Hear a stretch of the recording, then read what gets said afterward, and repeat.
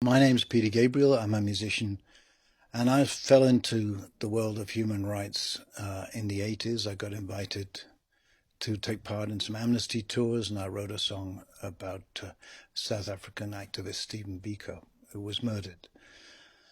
So I know a lot of people get really bored of me talking about human rights, but I do think, along with climate change, it's something that is fundamental and of real importance and is under great threat at the moment.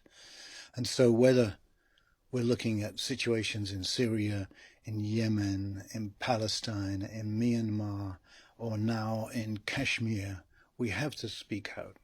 Otherwise, things are going to get worse. And we are a global entity, whether you like it or not. When I went to NASA, I had the chance and the privilege to meet some astronauts, including Ron Garan, who I got to know quite well, and was asking him what it was like to be up in the space station looking down on our planet and seeing this one home so clearly identified as this big blue ball, a singular big blue ball, not cut up and divided by people. And it was clear that I was naive. He said, well, I'm sorry to say this, but actually there is one border that is very easy to see from space, and that's the border between India and Pakistan. So much of it is heavily illuminated, these long areas of elephant grass with bright lights that they appear as a sort of light green line.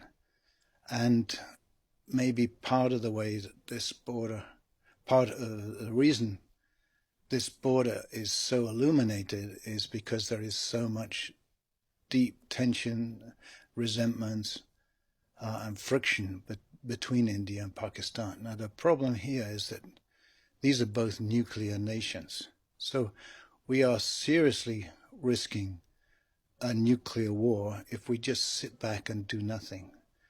Now, both China and India are becoming the source, the base for power in this future world.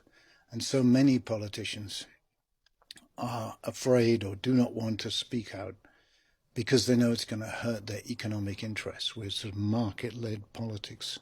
So it's up to ordinary people like us to say when we don't like what's going on and to say it loudly.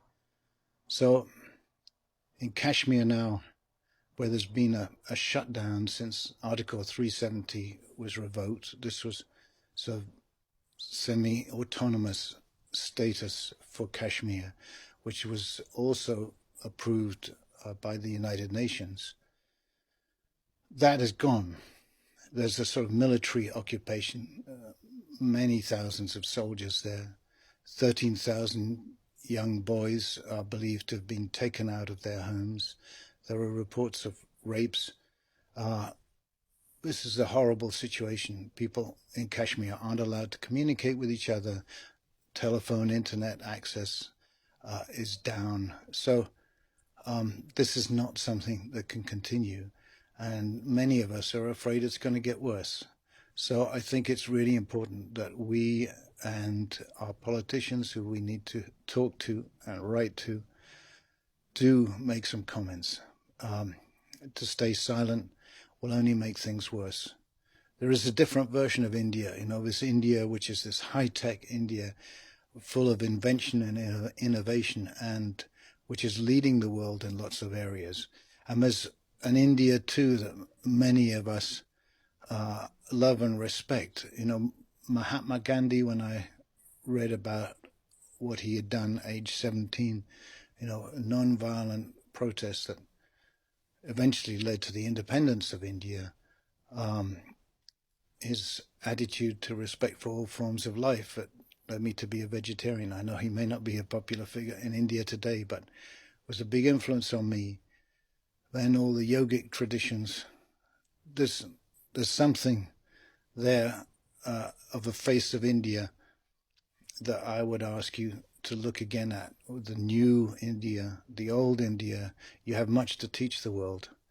And by ignoring the rights and the basic humanity of a large number of people in Kashmir, That's not the face of India that you should be showing to the world.